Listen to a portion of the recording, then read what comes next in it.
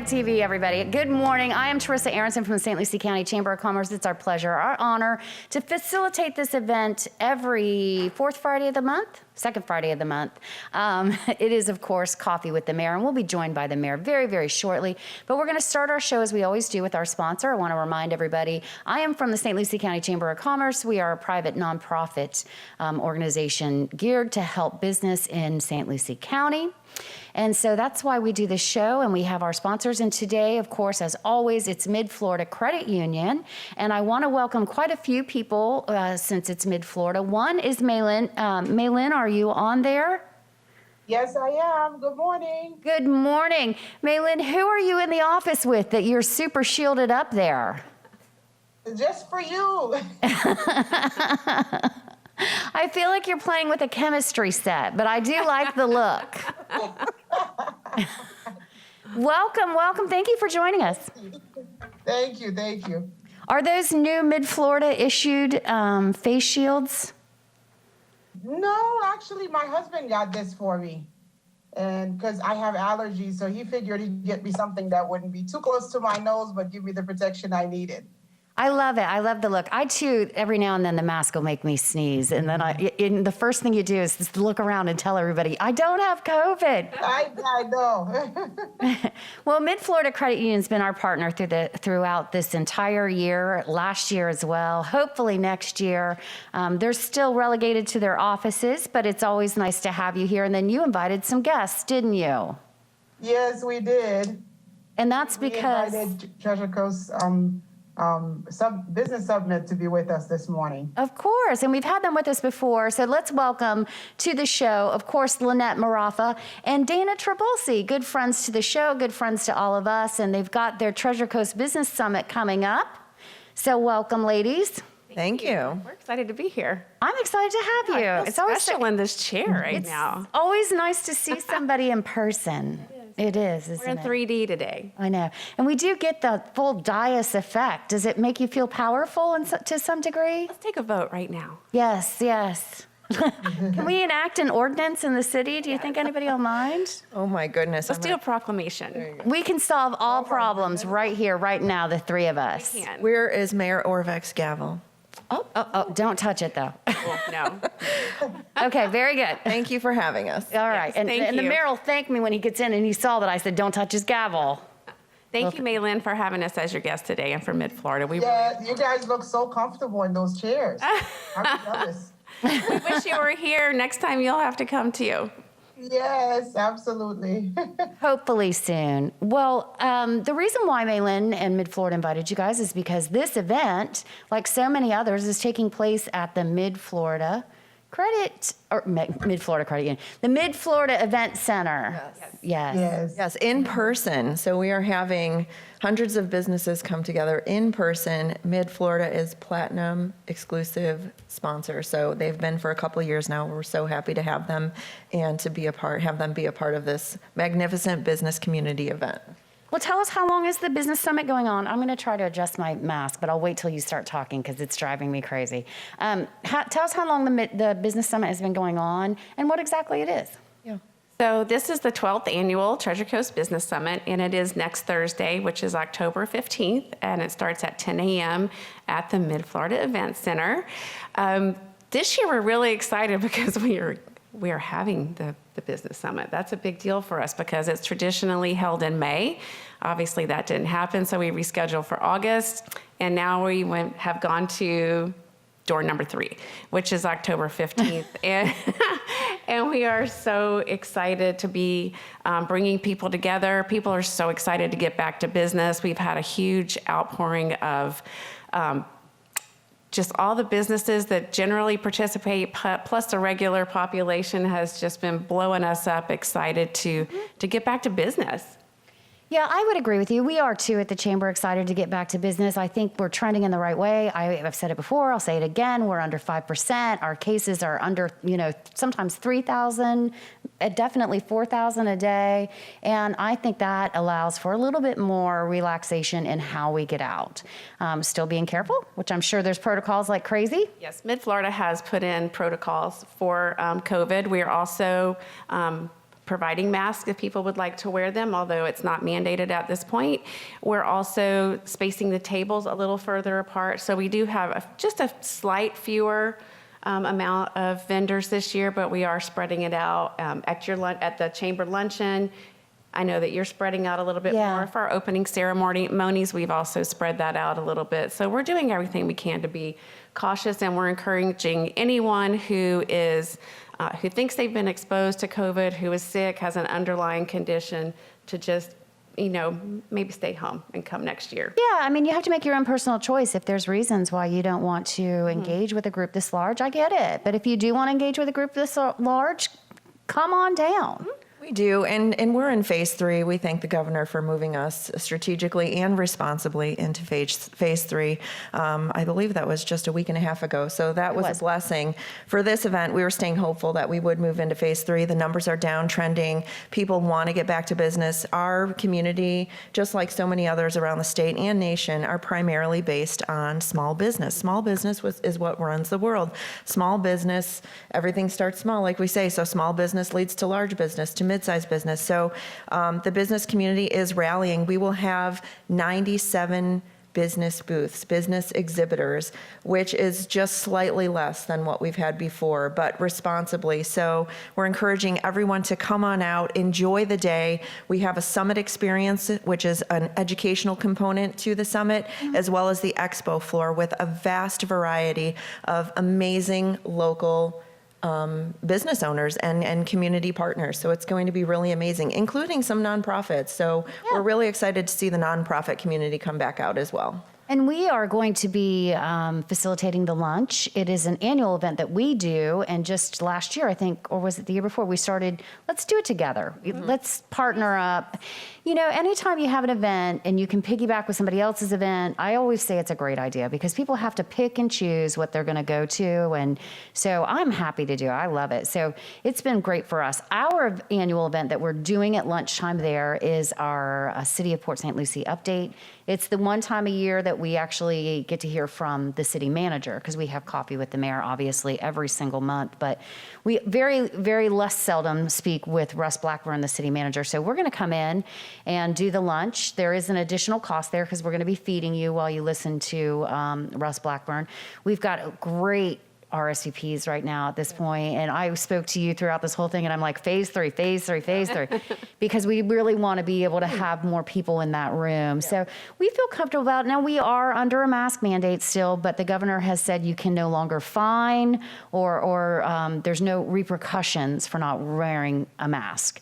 Although the county says you have to wear a mask, there's no repercussions if you don't. So it's a mixed message, but we're going to require masks at our luncheon just because that's what my exec committee and my board is asked us to do since we are under that mandate. But I really feel like we have some ability to loosen up here, and I'm excited about that. So I think it's going to be a great event. Even the luncheon's going to be a huge event. Am I going to get rabbit ears in like 2 seconds? I know. I thought for sure I was going to get bombed. I can still see him. I know. We can see your little head. It's so cute. It's like whack-a-mole. It really is a great way to partner because small businesses are the heartbeat of this community, and the chamber's so involved with small businesses. So to bring these two events together is kind of it's a perfect marriage. It really is. It's all about business, and it's exciting for me. And I'm glad that our businesses don't have to choose one or the other to go to, or they have to do an additional event. And then we're going to have our social hour afterwards. Yeah. Our Clear SEM and Southern Eagle Distributing are sponsoring our bash afterwards. We have some new awards that we're doing this year, so we're excited about that. We'll hopefully have Youth of the Year come out and tell her story. Amy's going to come tell her story again. And we've got some fun things planned for the bash. Yeah, And that's the Boys and Girls Club Youth of the Year? Yeah, they do that annually too. That's exciting. Good. Bonner Mobile Bar is also a sponsor for the bash as well. And so the Influenza Awards, so you can check those out on Facebook. We're going to give away 3 Influencer Awards. There's 3 different categories. Right now, we're really impressed with the submissions. And so keep those coming. You can submit them till the end of the day today. So go to tcbizsummit.com or to our Facebook page, and you can gather some information on how to do that as well. We are also doing headshots at the Business Summit, which is really, really important. Updating your headshot, staying relative, looking like yourself in your in your collateral with All everybody. gained 19 pounds through COVID. I don't ever want my Nobody looks headshot like they used to. to look like myself. I have that thing doctored to death. It comes out a year after I actually take the photo. So unless your guy can do that, then I can't partake. It's K2 photography. So Mitch and Linda Chlorfane are going to be doing headshots this year, and it's only $49. It's very, very reasonable. You get multiple looks. They're going to finish it for you and make you look as lovely as you desire. And so it's a unique opportunity. This is the second year doing that. And so come get your updated headshots right there. Dress for success. Come mingle. Learn about what's going on in our community, the city of Port St. Lucie with Mr. Blackburn, and just enjoy a day of business. That's what we're about. If you are interested in participating with the headshots, you can go online again at tcbizsummit.com and claim your time so you don't have to wait in line. And Very good. And that rhymed. That was good. I know, that was very nice. Poet and didn't know it. I know it. What are the 3 categories for the Influencer Awards so we can ask for more submissions? Do you know? It is the, I knew you were going to say, under the radar influencer, Okay. notable influencer, and I knew you were going to ask me that. Jen Wiggins from Clear SEM is the mastermind behind that. She was Oh, okay. really, really creative with putting that together. And the last category is extraordinary influencer. So consistently going above and beyond, iconic influencer. So someone's notable who, has really done something significant, is always moving the marker up the road kind of a thing. Very neat. Yeah. Very neat. Okay, well, that's exciting. Yeah. Is Maylin still with us? I just want to ask her a little bit about what's going on at Mid-Florida Credit Union. Hey, Maylin. Yeah, I'm still here. What do we have happening at Mid-Florida? Lots going on right now. I don't know if you can see this, but we're Oh, we can. giving away a Dodge Charger. So as of July this year, if you had a debit card or credit card that you were using while you're purchasing, you were entered to win a Dodge Charger. And the date of this is June of next year, 2021. So lots going on. We have, our rates are pretty good. HELOCs are still at 1.99%. Auto loans rates are pretty low, 2.69 to begin. And as you know, we are a community-based credit union. We are practicing safety as everyone else is, but our doors are open. So come in and see us, or set up an appointment online and come and see us. Very good. All right. Thank you for that, Maylin. I have a appreciate it. question. Sure. Maylin, when Yes. does your new Stewart location open? Do you know? Right now we're heading into November. So we don't have an exact date, but we know mid-November it should be open. Awesome. So Mid-Florida is doing something really cool at the Business Summit this year. They're going to do a balloon pop. So we're going to have 20 balloons that are Mid-Florida branded. Okay. And they're going to have different prizes, cash prizes, lotto tickets, gift cards. And so those monies that are raised for that will go to the nonprofit that we do a give back at the bash. So every year we pull the participating nonprofits, we put them in a hat, we pull one name and we write a check. And this year Mid-Florida is partnering with us to do that. And it's going to be really exciting with a balloon pop. So you'll pay a fee to pop a balloon, and you're going to pop and get whatever's in it, and that money will go to charity. You get to There's keep only the prize. 20 balloons, or is this something that literally we're going to have to put up with all day long? Only 20. 20 balloons. I don't know how long I can stand there As soon for as you walk in. constant. I know. As soon as we walk in, all 20 are going to just like sequentially pop the balloons, so We'll people stagger go them through the through roof. day just for your amusement. All right. Very good. That's exciting. I'm excited about the Dodge Charger too. Now, is it too late to use your debit card to get into that? Nope, it's not too late. You have until June 30th of 2021. Oh, wow. To use your, okay, because I have one. I haven't used it yet though. I use mine all. Yep, you use it as credit, or if you have a credit card too, same thing will go for that one. Very nice. SBDC is also bringing their mobile office, and they're parking it inside the Emerald Ballroom, so that if any business would like to come and try to participate and learn more about PPP loans and the CARES Act, Recover St. Lucie, they're going to be right on site to do it right there. Very good. It's like a CSI van. They're rolling in and it's got everything there. It's gonna You be submit really cool. your financials and Yes. It's got a fax machine, which is really weird 'cause I scientifically didn't know figure out anybody- what you're eligible for. Yeah, they're going to help out. everyone right there. So lots love of it. fun things. Lots of fun things going on. Well, I'm excited. I'm going to be there and excited to be there. Excited to see so many people I haven't seen for probably almost a year now. I mean, we're literally looking at almost a year now for certain people, which, yeah, I like it. We want to get back to work. All right, good. Well, thanks to Maylin for joining us, and thank you for allowing us to visit with our Treasure Coast Business Summit partners. We're excited. The date, one more time, is? Thursday, October 15th from 10 a.m. to 4 p.m. with the bash immediately following at the Mid-Florida Events Center in Port St. Lucie. And if your business is a chamber member, you're allowed a couple of free tickets. Absolutely. You can secure complimentary tickets at tcbizsummit.com, select the chamber option, and there's a passcode and you can contact us. We're giving away a lot of free tickets this year. We want the business community to come out. So if you want a ticket to the Business Summit, just hit the website, send us a message. We're going to give you a ticket. Perfect. All right, everybody, we are going to take a break and we'll be right back with the City of Port St. Lucie Mayor, Gregory Oravec.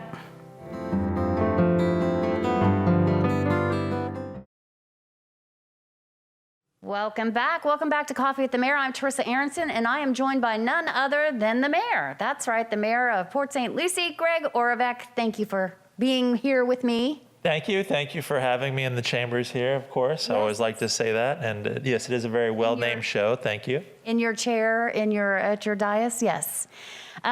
We just... It's the people's dais. That's true. That's true. That's true.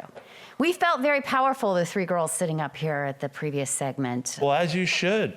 Three movers and shakers of St. Lucie County. We were ready to enact ordinances and dismantle laws and do all kinds of things we have no power to do. Oh, yeah? You had a quorum. So what was on your agenda? What were quorum. these things that you were going to dismantle? I'm going to have to review the tape. Actually, we didn't mention anything specifically. And Oh, okay. frankly, Smart. gun to my head, I have nothing. So, yeah, nothing. Just like, Aaron Burr and Hamilton. He told Hamilton to talk less, smile more. Have you been listening to Hamilton soundtrack? Oh, it's in my, when you plug in your iPhone, it randomly plays kind of what you've been listening to. Yeah, a Hamilton song always comes up. Love that musical. It's excellent. I need to give it a try. I have You still resisted. haven't? I have resisted. Oh, that's amazing. I have resisted for so long. I don't want to be taught lessons while you're rapping at me, but I'm going to give it a try because everybody says it's great. Well, the world should know that you do, in fact, like rap and related genres. And what's better than secret being talent. educated while you listen to music you like? I want to be entertained. Don't get too heavy. It is entertaining. All right, I will give it a try. 1776, New York City. Come on, you gotta listen to it, right?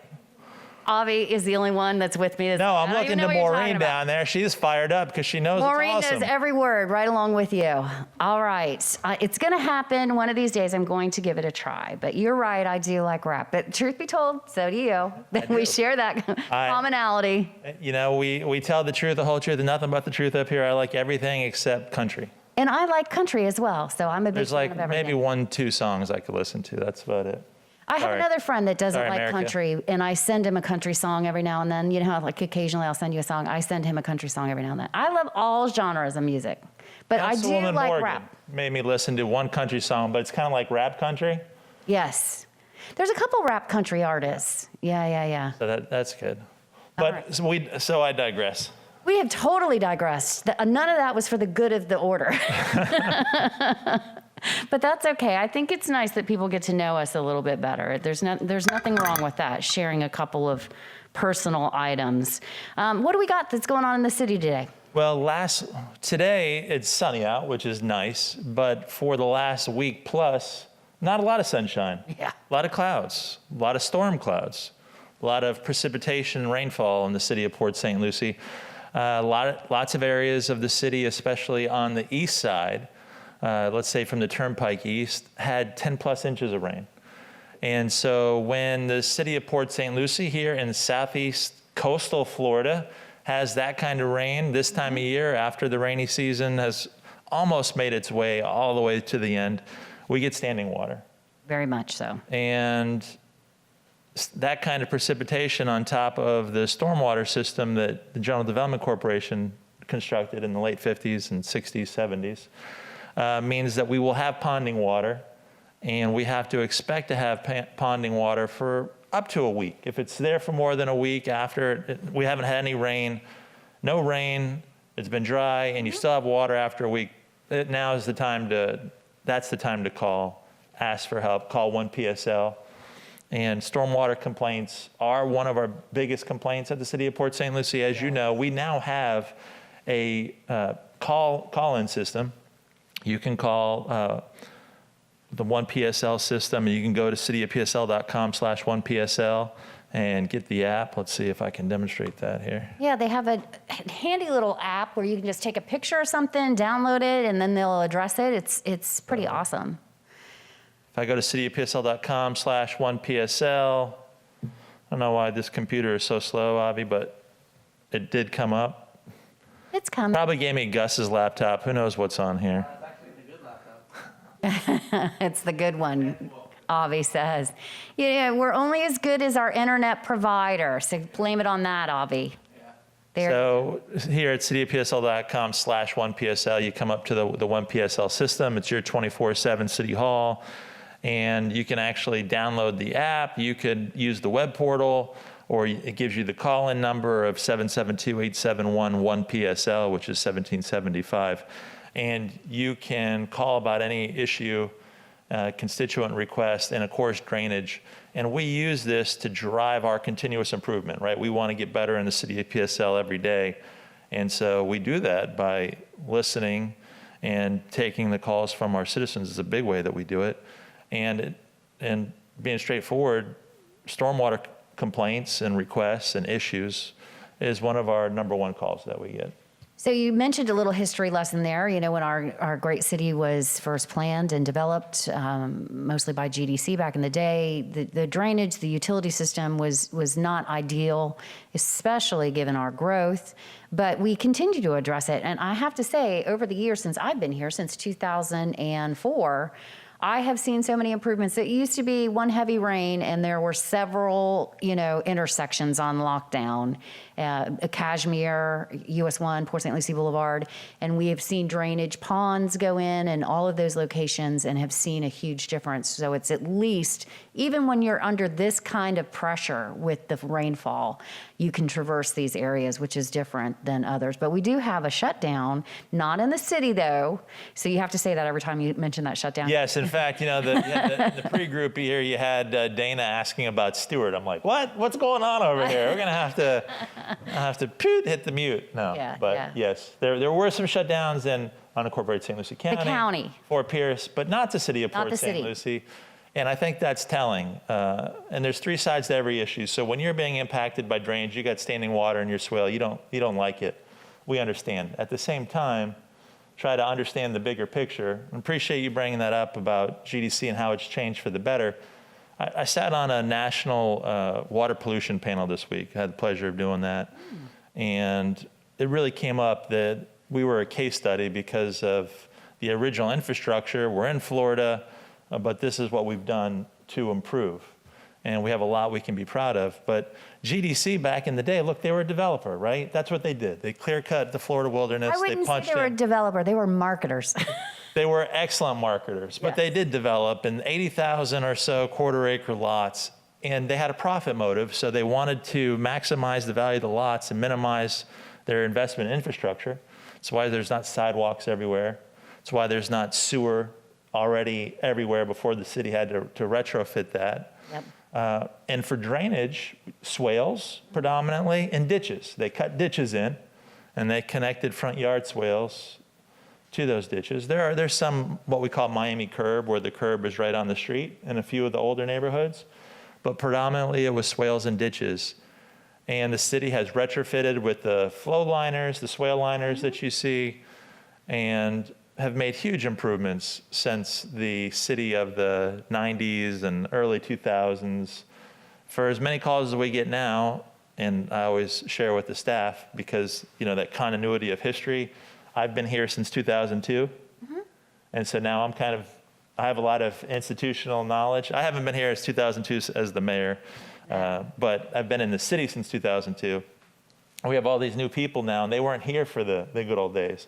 And those good old days really go before even the 2002 when I got here. Yeah. And there used to be a lot more, to your point. There was standing water, roads closed, on lesser events too. Oh, yeah, for sure. So, and that's another thing that you pointed to, which I think is huge, expectations. In some places, when it rains a foot, if a foot of water falls from the sky in a short amount of time, someone's house floats downriver. Yeah. Someone's getting structural flooding. Yes. Their living room is floating. They can get on a couch that's like a boat in their own house. We're lucky that that's not what we face here in PSL. Because we live in Florida. This used to be swampland. The water table is close, people. You're fired on all cylinders. So a lot of people come from up north or somewhere else where they live at more than 12 feet above sea level. Yeah. So if you're only 12 foot above sea level in a place that used to be a wetland, not a lot of places for the water to go. Yes. You live in upstate New York where you're, hundreds of feet above sea level, that water just, just don't be at the bottom of the hill is the rule.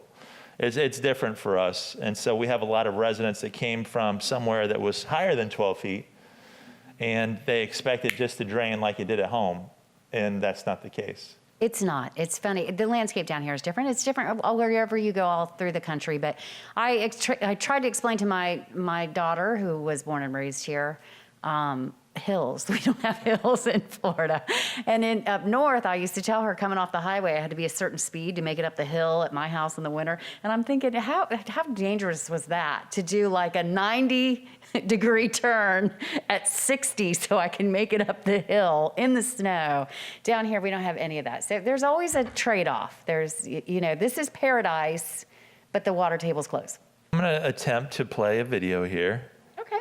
That you can find at cityofpsl.com/swale. And we want everyone to have a swell experience with their swale, I suppose.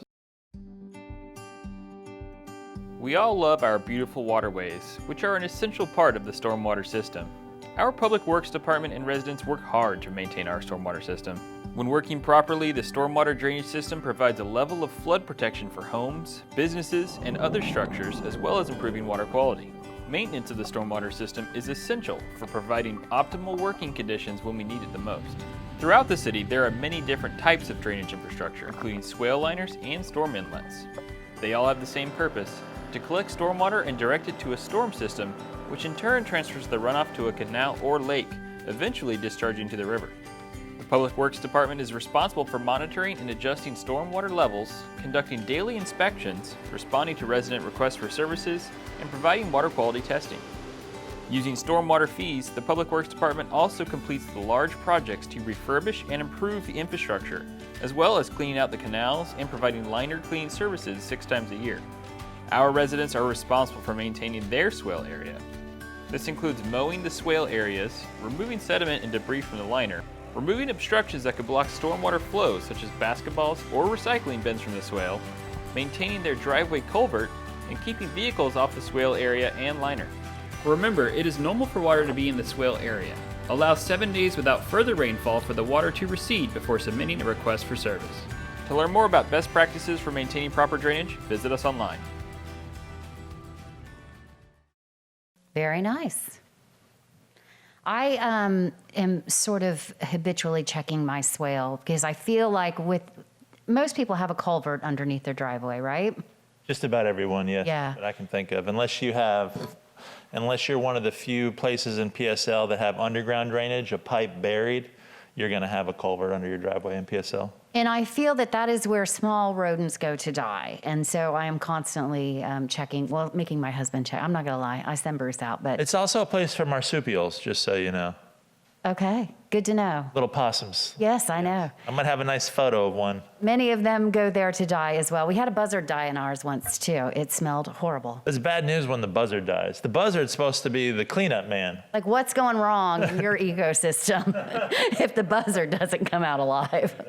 Yes, but that did happen to us out there in our swale. So that is a place that you should really monitor because that is also where you're going to get your first flooding indication is right there in front of your house. What does your swale look like? What is your culvert doing?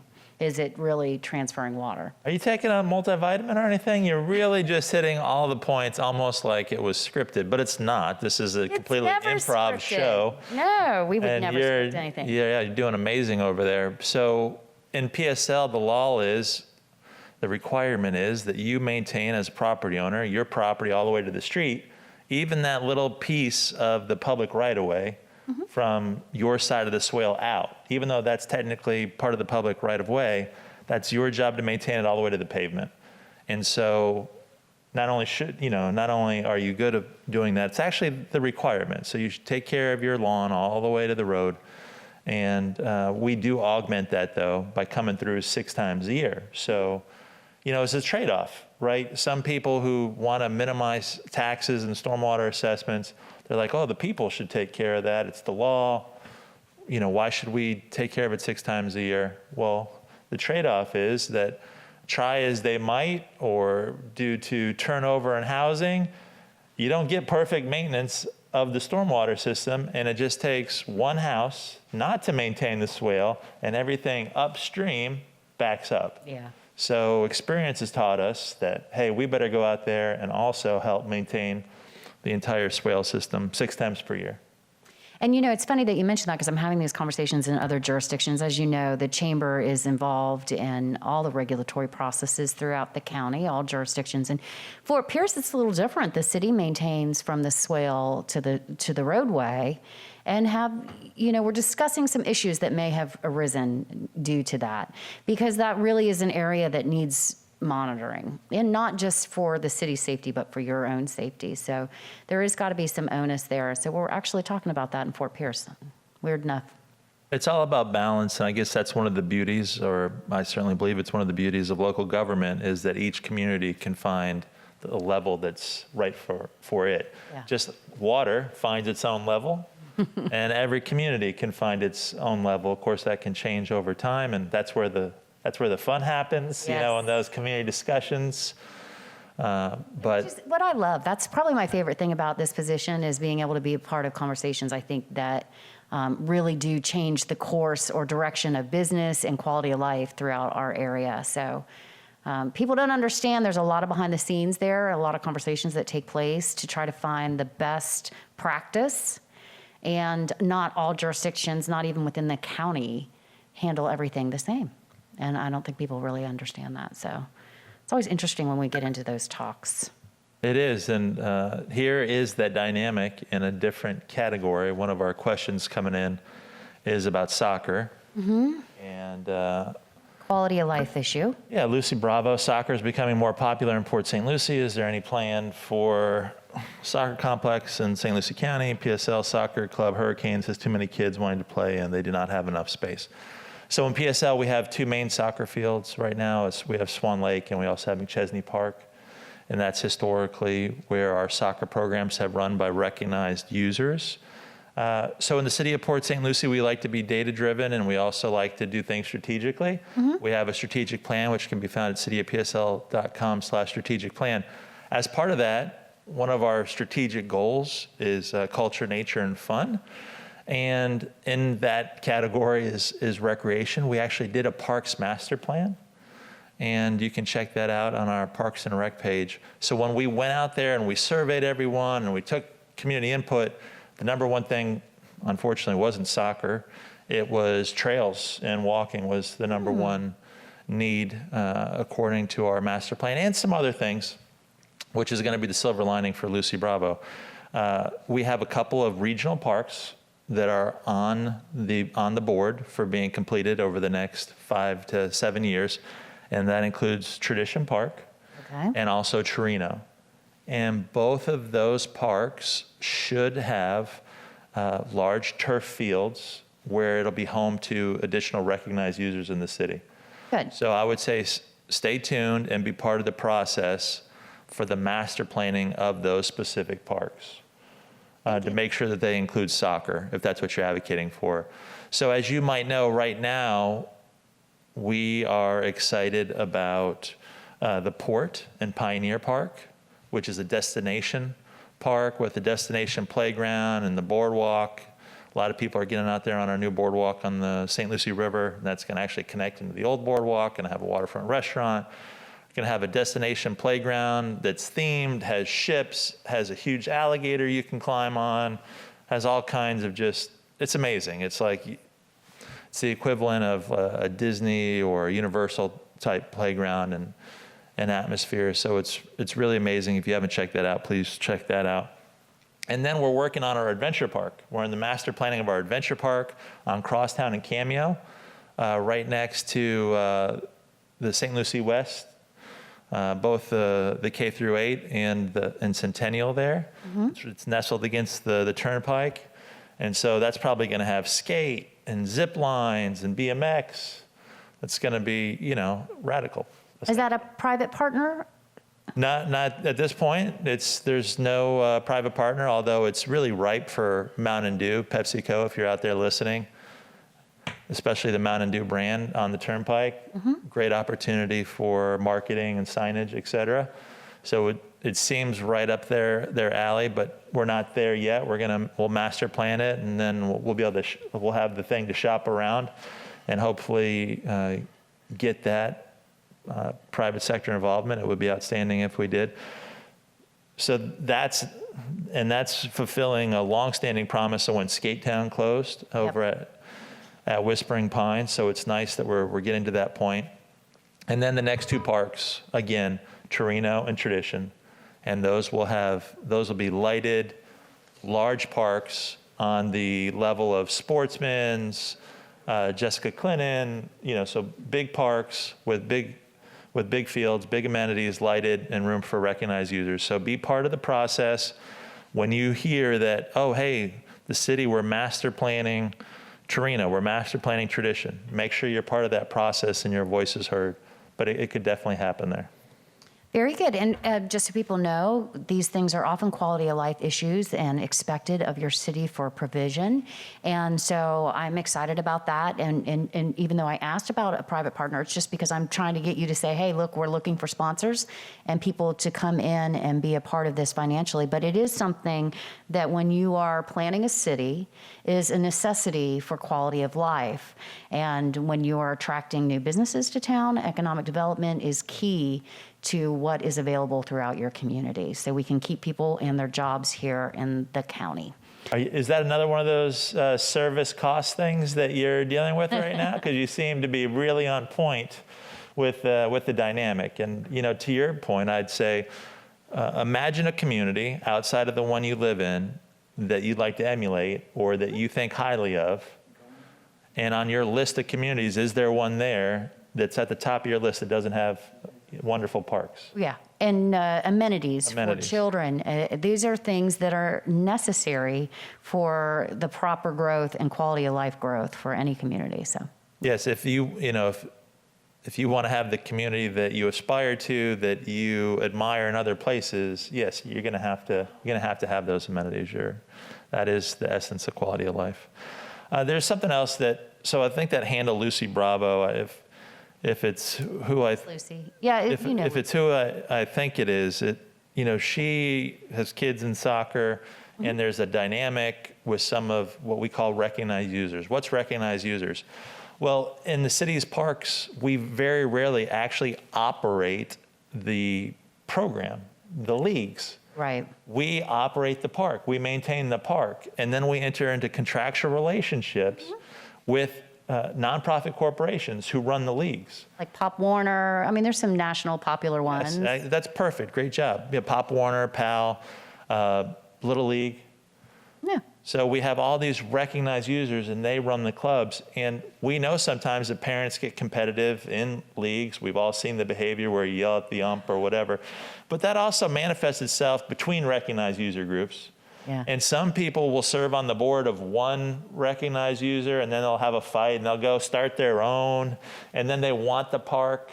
And hey, Teresa LLC, you're not doing a good enough job running Little League. We're going to take over. We have about 3 of those running right now. So wow. soccer and 2 baseball Little Leagues. So there's always this dynamic. Yes. So Sports gets so ugly so fast. and I don't know if it's just the competitive nature or what, but so we have recognized users, and I just ask everyone to be kind and understanding, and we'll try to make it work for as many people as possible. Yeah, they do need to step back, assess the situation, and realize, it just can't be that serious. So try to work with one another. I was around. I only had the one daughter, as you know, that grew up with me, and so she was involved in dance. So we did very little competitive sports, but I did that with my granddaughter a little bit, and my goodness, it does get ugly really fast. I tapped out. It was like me with Facebook. I tapped out pretty early, and I was like, Grandma can't take you anymore. Well, but you say that, and it's funny because even with dance, there's a couple of very competitive troops in PSL I've learned over the years. And I don't want to say it's West Side Story or anything, but there's definitely a rivalry. So it's just funny how that works. She just kept her head down and liked to dance, though. That's it. Just dance. I didn't engage. All right. I think that's what Lady Gaga says. Really? Just dance. Dance, yeah. So we got a question about home remodeling. And of course, you could call 1PSL, or you go to the cityofpsl.com webpage and go to building, and you can ask these questions directly so you can be in the know. I'm just going to give you a rule of thumb based on, 24 years, going on my 25th year in public service in Florida. If you are altering the building envelope, like you're changing a door, you're changing a window, definitely going to need a permit. If you are redoing the roof, going to need it. If you are altering a major system, such as electricity or plumbing, you are going to need it. If you're even replacing a water heater, because that hits both water and electric, going to need a permit. If you are doing some texture paint, no permit. If you are just, painting or changing out the flooring or even like if you were going to fancy outlet covers where you're just unscrewing the one and putting in the other, you're fine. You're not rewiring, you're Correct. replacing. That's right. So those are some general guidelines. But if you're changing structural elements, I'm gonna take down this load-bearing wall. Yeah, you're gonna need a permit. But when in doubt, just call.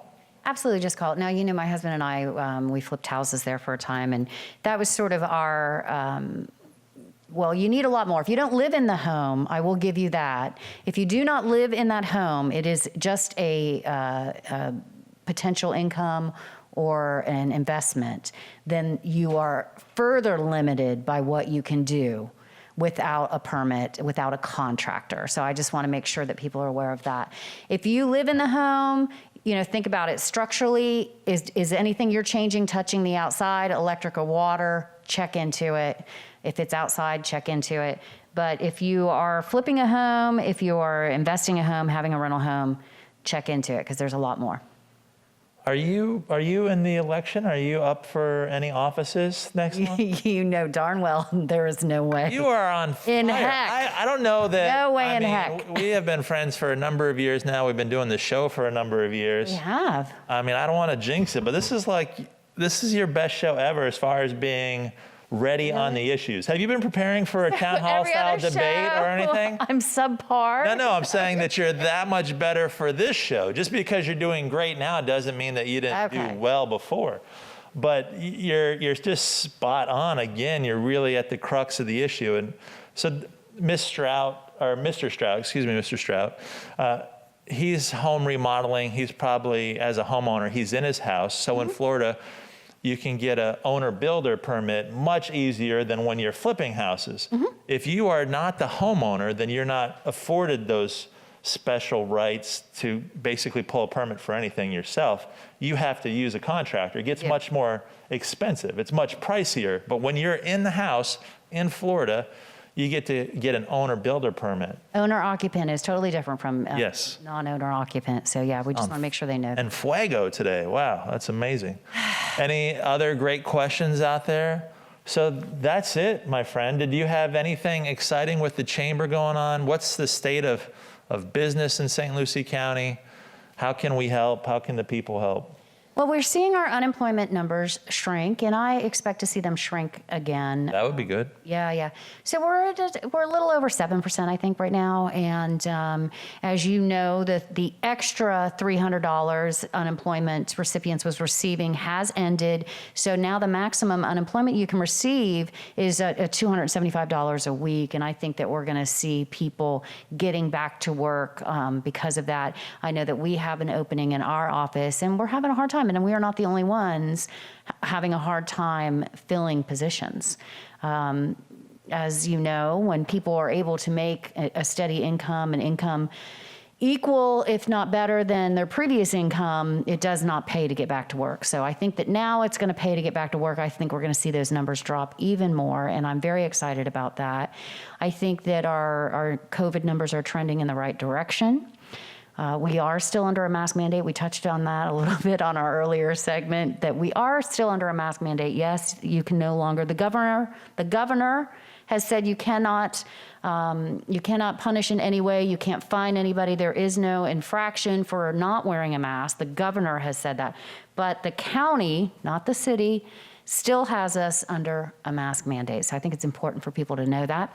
We do have grants available through the County CARES Act money. We're trying to get that spent, and I've said it before. They have a certain amount of time to spend that money, and they're trying to disseminate it through many partner groups, the EDC being one of them, United Way, Children's Services, trying to address the needs of the community based on their COVID experiences. And we need to make sure that everybody is taking advantage of those, because I feel it's sort of like the census.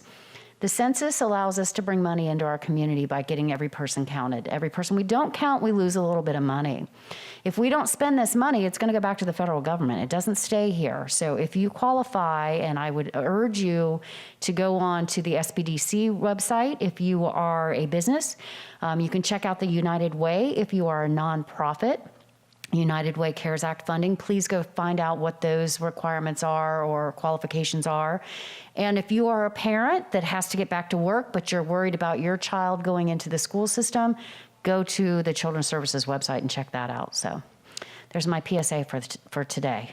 No, appreciate it. Appreciate you sharing what's going on in the business community. So who knows what's going to happen next or exactly how it evolves? I don't think that anyone knows for sure. But it's an interesting dynamic here in the community. Some people continue to do very well. Construction is still humming along. Yes. But then other people in hospitality, retail, they are hurting. There may not be jobs for them to go back to. And we're just going to have to continue to pull together and do as well as we can for each other, I think.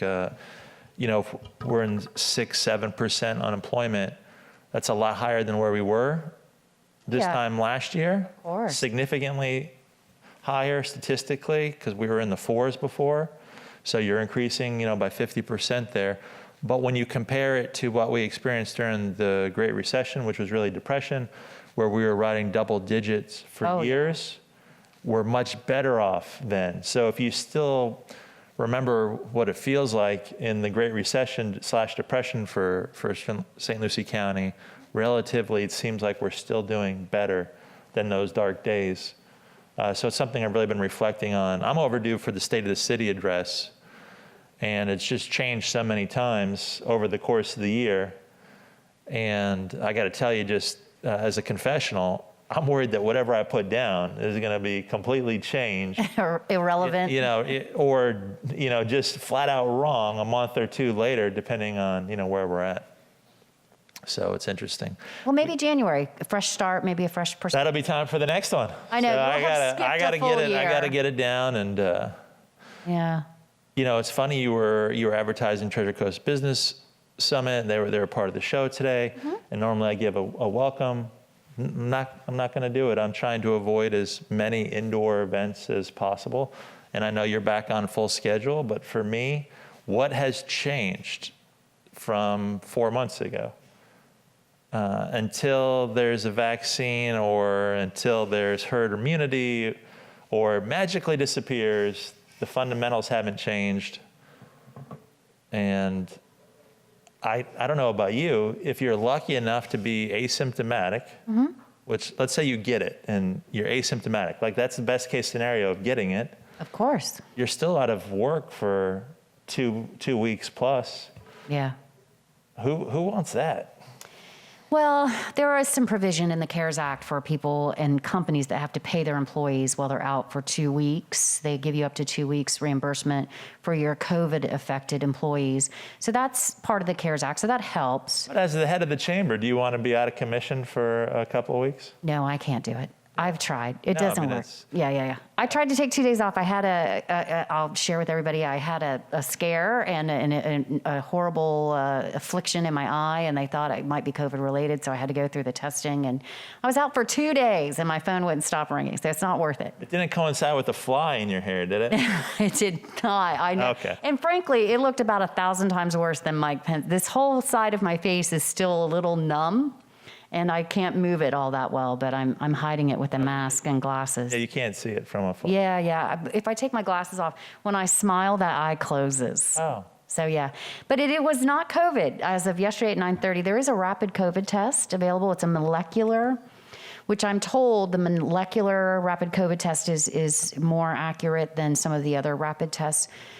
So I had one of those yesterday. I do not have COVID. So this affliction in my eye was just, good luck.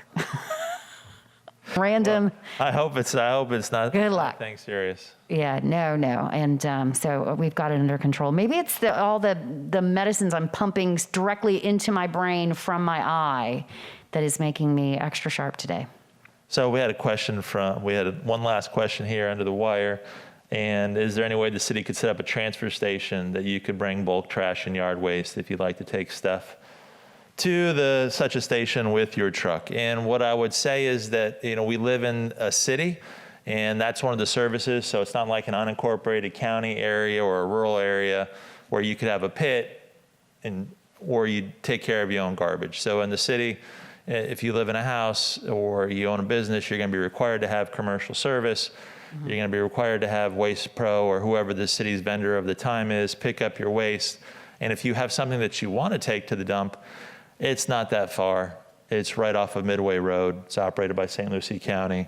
So just go take I-95 up to Midway Road, get off, go to the dump and drop off your large item that you want to get rid of.